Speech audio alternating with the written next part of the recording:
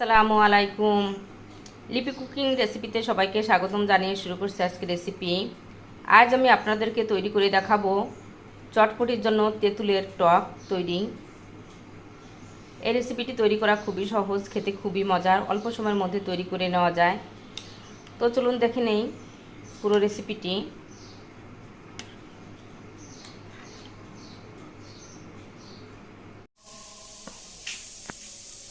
তেঁতুলের টকটা বানানোর জন্য আমি তেঁতুল নিয়ে এসেছি। তেঁতুলটা পানি দিয়ে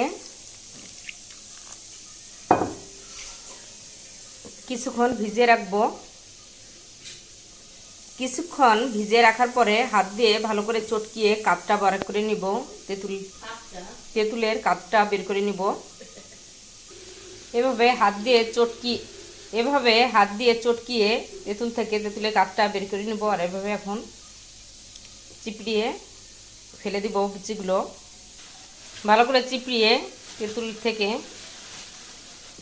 বিচিগুলো ফেলে দিয়েছি আর কাঠটা বের করে নিয়েছি। তেঁতুলটা থেকে তেঁতুলের কাঠটা চিপড়িয়ে বের করে নিয়েছি। এখন দিয়ে দিব 1 চামচ বিট লবণ, দিব 1/2 চামচ চিলি ফ্লেক্স, শুকনো মরিচটা ভেজে আমি গুঁড়ো করে নিয়েছি।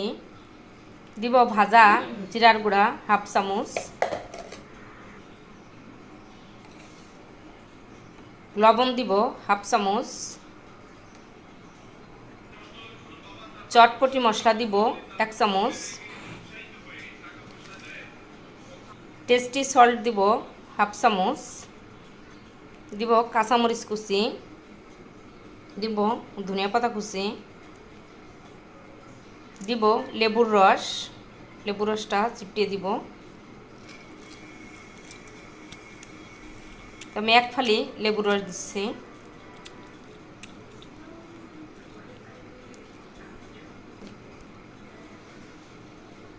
সব কিছু দিয়ে এখন ভালো করে মিশিয়ে নিব।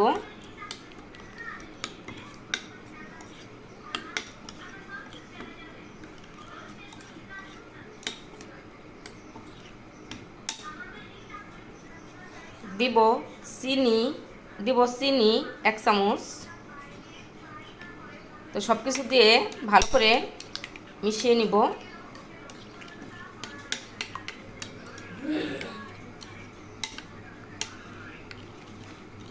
তো ভালো করে মিশিয়ে নিয়েছি। তৈরি হয়ে গেল আমার চটপটির জন্য তেঁতুলের টক।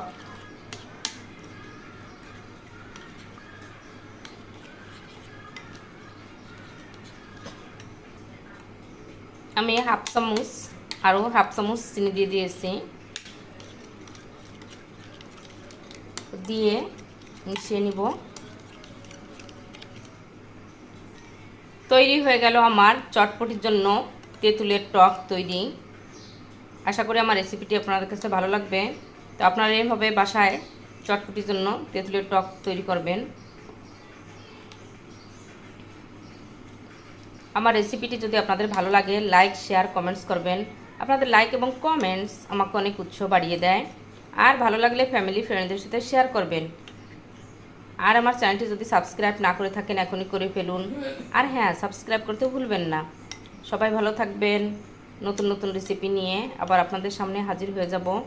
আমাদের জন্য দোয়া করবেন। আল্লাহ হাফেজ।